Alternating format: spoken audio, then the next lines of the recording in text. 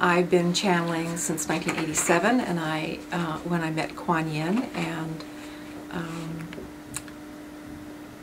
my experience of channeling is the process where I leave my body and allow a spirit teacher to come in and use it to provide healing and teaching and whatever seems to be needed in the moment. For many years I actually did leave my body and go stay in a corner so I could watch the process. For the last 5 or 6 years that process for me has changed, and I kind of squinch way down someplace while she fills. Quan Yin has been with me for as long as I can remember, and certainly since I met her in 1987 in this particular way.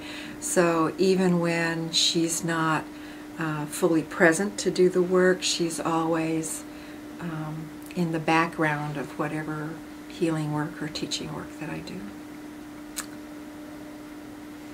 I love doing the work. So I think it'd be good to ask her to come in, and my friend Rita has questions. Okay. Yes, because soul has one agenda, and that is for wholeness. And whatever it is that you think you are doing, that you think you have control over, soul will use to have his agenda met, which is wholeness. Right. And so while you may think you have control over the direction you are going in and the results you are expecting to have, you are in for some very rocky times, because soul will use that very focus to go in entirely different way. Right. And you find yourself somewhere else. The other thing to remember about the you call ego, yes, is that it is never driven by new ideas. It is always driven undercover by the basic patterns of belief that you're holding. Right. So the only time you can use persona or ego to make a decision or to choose a direction is when you have first made sure that your creativity is not going first through these unconsciously held belief patterns. And the way that you know is by the result. So if you set out to do some particular thing, we say prayer. You say prayer for something. We do not have another way to describe, but then the results of this prayer are not exactly what you were praying for, yes? You are not expecting. There is some different thing. It is twisted or happens differently way. This is this is grace. This is a state of grace, because now it points you in the direction of the patterns you are holding that you do not know about.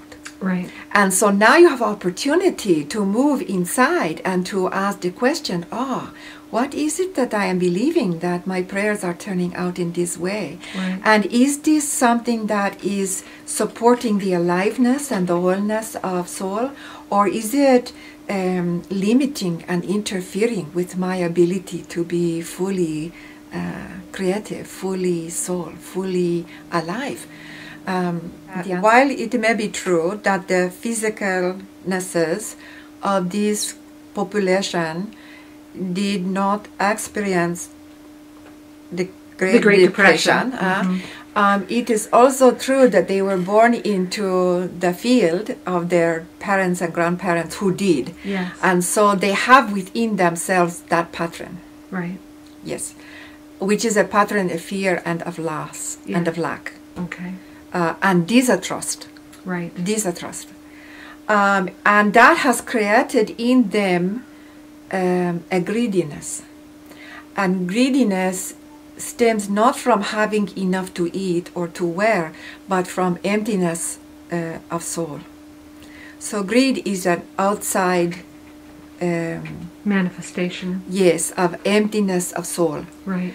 And they coming out there have come into field in which they create their current day through, which believes that there is only the physicalness to make them happy. And so they have bypassed the only element which creates fullness, and therefore they are left with the need to have outside things to try to fill the emptiness. And of course it cannot, because it is nothing to do with that. And the more things you have which do not fill the emptiness, the larger the emptiness gets, the more things you think you must have to fill the emptiness. So it is a vicious cycle. A bigger circle, yes. Yeah. And I think we're seeing the decline of that right now, aren't we? We're seeing people... Well, what you're seeing is the result of it. It cannot be any other thing but to have what has happened. Right. Because the human soul cannot survive. Human being cannot survive without its soul for indefinite period of time. Mm-hmm. And so, in the very process of creating things to try to fill the emptiness, it creates a situation in which the things will disappear, and it is left with no option but to turn within and contact to discover its own soul. Right. So you are in the process where you have there is a colloquialism we cannot quite understand from her about run its course. Run its course. Has Mm-hmm. running its course. Right. Until there is no other option but for it to collapse. Right. And in this time of collapse, instead of to running around frantically trying to make it better, trying to save it, Mm-hmm. trying to recreate it in a stronger way, trying to blame people, it is your fault, it is your fault, it is your fault, and if you would only do what I say, then it won't happen again. Right. Instead, we counsel our peoples that this is perfect time for you to stop. Mm-hmm. Just stop. Stop to moving, stop to thinking, stop to asking, stop to praying, stop to everything. Stop. And we think it is important that you stop and breathe. And that you ask the question we tell everyone they should be asking first, which is, who am I really? Mm-hmm. And what am I here for? What did I come to do? And to ask this question every moment of your life, every day. Day, over. Would you care to give people a hint as to what kind of response they would get to the question? Of course not.